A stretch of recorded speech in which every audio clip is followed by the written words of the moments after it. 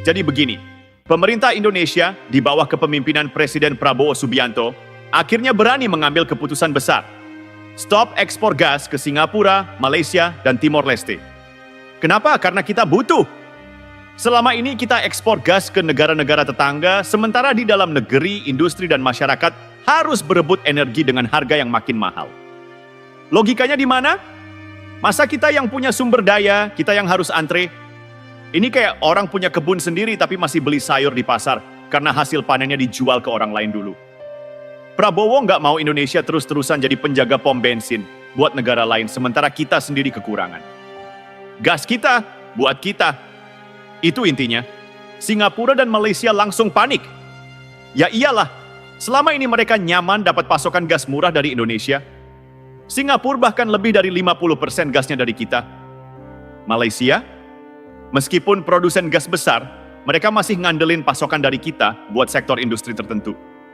Sekarang, tiba-tiba Indonesia bilang, maaf, stoknya buat kami dulu. Gimana nggak kaget? Singapura dan Malaysia harus cari alternatif lain. Mau impor dari Australia, mahal. Mau bikin infrastruktur baru, lama. Mau marah ke Indonesia? Ya, silakan. Tapi ini bukan soal suka atau tidak suka. Ini soal hak kami atas sumber daya kami sendiri. Mereka harusnya sadar, selama ini Indonesia terlalu baik hati. Sudah terlalu lama kita seperti pelayan yang rajin nganterin makanan ke meja orang lain tapi lupa makan sendiri. Sekarang pelayan ini sadar, dia juga lapar. Banyak yang bilang, wah, ini kebijakan egois. Atau Indonesia nggak mikirin hubungan baik dengan tetangga. Serius? Jangan lupa Indonesia bukan sekadar negara ekspor sumber daya. Kita ini negara berdaulat. Kita punya hak penuh menentukan kemana sumber daya kita digunakan. Kalau selama ini kita terlalu murah hati, sekarang saatnya kita realistis. Presiden Prabowo memahami bahwa kemandirian energi adalah kunci untuk masa depan. Data menunjukkan bahwa pada 2025 kebutuhan gas nasional bakal mencapai 1,471 miliar BTU per hari. Dan terus naik ke 2,65. 9 miliar BTU per hari pada 2034. Bayangkan kalau kita masih sibuk kirim gas ke luar negeri sementara kita sendiri kekurangan. Itu bukan kebijakan, itu bunuh diri. Kebijakan ini bukan cuma soal stop ekspor lalu selesai. Pemerintah juga sudah menyiapkan langkah-langkah besar untuk memastikan energi dalam negeri cukup dan stabil. 1. Investasi besar-besaran di eksplorasi gas baru, Papua, Sulawesi, dan wilayah potensial lainnya akan digarap lebih serius. 2. Pembangunan infrastruktur gas. Jaringan distribusi, penyimpanan, dan pengolahan gas diperluas supaya bisa memenuhi kebutuhan industri dan rumah tangga. 3. Dorongan ke energi terbarukan. Ini bukan sekadar slogan, tapi target nyata. 71% bauran energi terbarukan dalam beberapa dekade ke depan. Jadi, jangan kira ini keputusan nekat tanpa strategi. Ini langkah strategis untuk masa depan. Sudah bisa ditebak, Singapura dan Malaysia bakal datang dengan proposal baru. Mereka pasti mau negosiasi ulang soal harga atau mencari celah agar ekspor tetap jalan. Boleh saja bicara, tapi kali ini kita yang pegang kendali. Jangan harap harga murah seperti dulu. Jangan harap kita mengalah lagi. Kalau mereka butuh gas, mereka harus ikuti aturan main kita. Indonesia bukan lagi penjual murah yang gampang ditekan. Kalau mereka ngotot mencari alternatif lain, ya silakan. Tapi ingat, mencari pemasok gas dengan harga dan kualitas seperti Indonesia itu nggak gampang dan nggak murah. Langkah ini juga bikin peta politik energi Asia Tenggara berubah. Indonesia menunjukkan bahwa kita bukan lagi negara yang bisa ditekan atau dianggap remeh. Singapura dan Malaysia sekarang harus cari cara baru untuk memenuhi kebutuhan energi mereka. Mungkin mereka bakal makin mendekati Australia atau negara lain, tapi tetap saja Indonesia kini berdiri lebih tegak, lebih percaya diri. Di dalam negeri, kebijakan ini juga memperkuat posisi Prabowo sebagai pemimpin yang tegas dan visioner. Bukan pemimpin yang cuma main aman dan takut ambil risiko. Ini juga sinyal buat negara-negara lain. Indonesia bukan lagi negara yang cuma nurut dan mengikuti kemauan orang lain. Kita punya agenda sendiri, dan kita jalankan dengan kepala tegak. Selama bertahun-tahun, kita seperti negara yang terlalu baik, terlalu murah hati. Sekarang, waktunya berubah. Gas kita buat kita. Ini bukan soal memusuhi tetangga, tapi soal menegakkan hak kita. kalau Singapura dan Malaysia selama ini nyaman karena gas murah dari kita, ya, sekarang saatnya mereka tahu rasanya berjuang sendiri. Prabowo dan pemerintahannya telah mengambil langkah besar. Bukan langkah yang populer bagi negara lain, tapi langkah yang benar untuk Indonesia.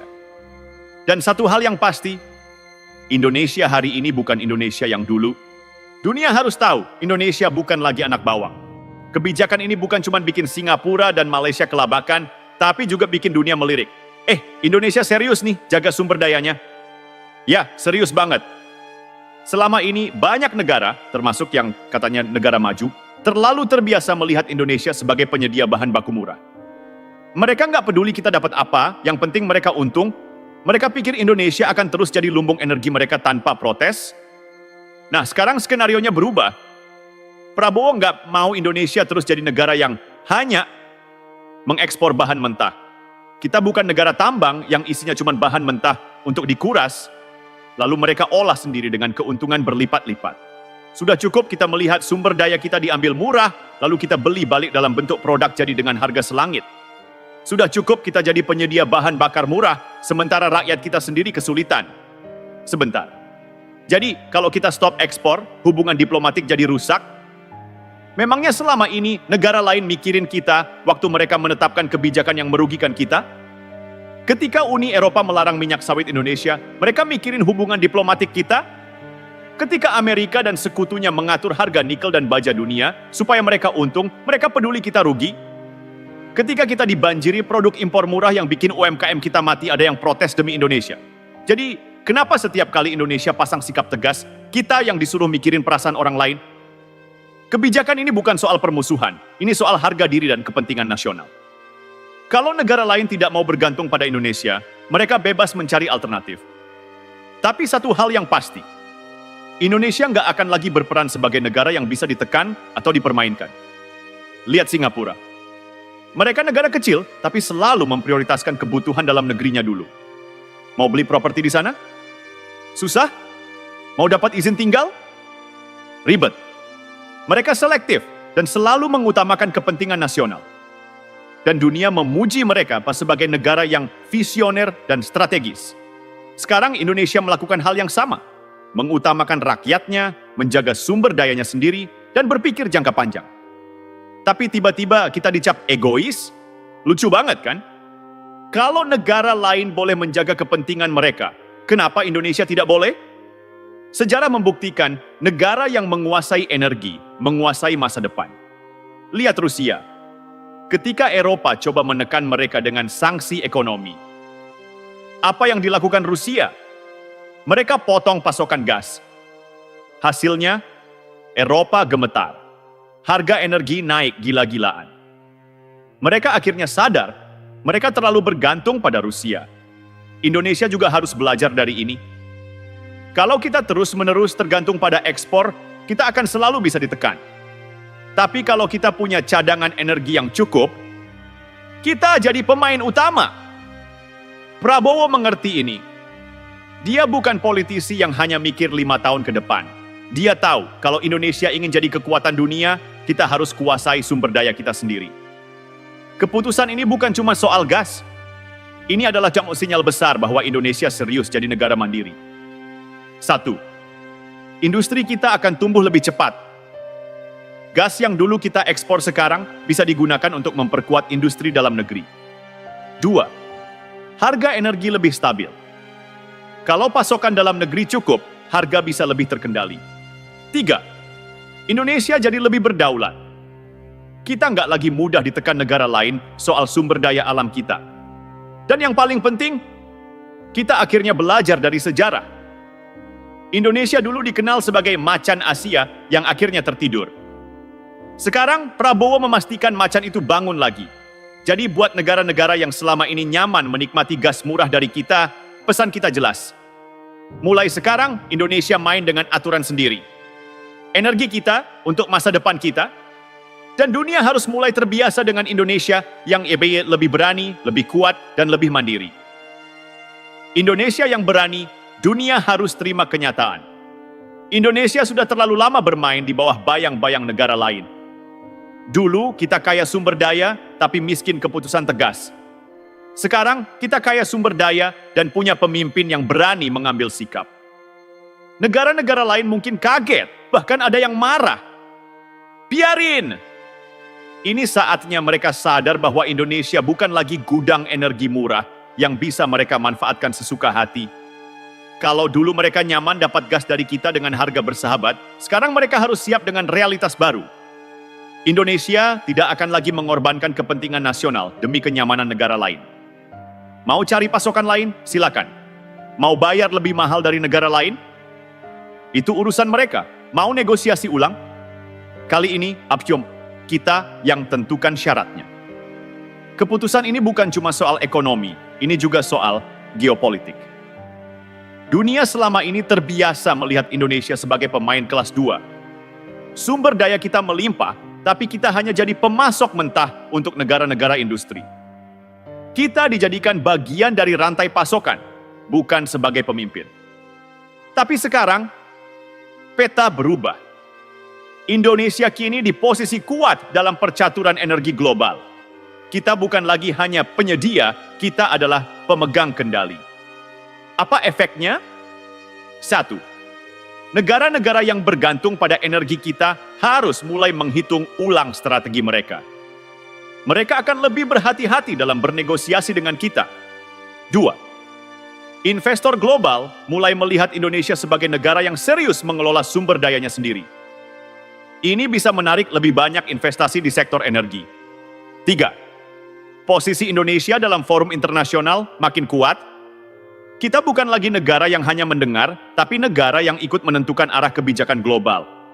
Tentu saja, banyak kritik bermunculan. Ada yang bilang ini bisa membuat hubungan dengan negara tetangga tegang. Ada yang khawatir soal dampak ekonomi jangka pendek. Tapi mari kita tanya balik. Lebih penting mana? Hubungan dengan negara lain atau kesejahteraan rakyat sendiri? Prabowo sudah memilih kepentingan rakyat dulu. Kalau Singapura dan Malaysia merasa kesulitan karena kehilangan pasokan gas dari kita, itu bukan urusan kita. Itu konsekuensi dari ketergantungan mereka yang terlalu besar. Indonesia tidak bisa terus-terusan mengorbankan kebutuhan dalam negeri demi menjaga hubungan dengan negara lain. Kalau kita terus takut membuat keputusan besar, kita akan selamanya jadi negara yang baik tapi miskin. Sudah waktunya kita berubah. Prabowo paham itu.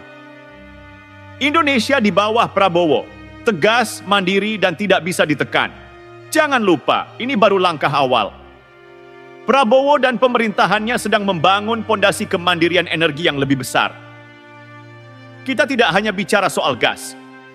Ke depan, Indonesia akan lebih agresif dalam mengelola sumber daya lainnya.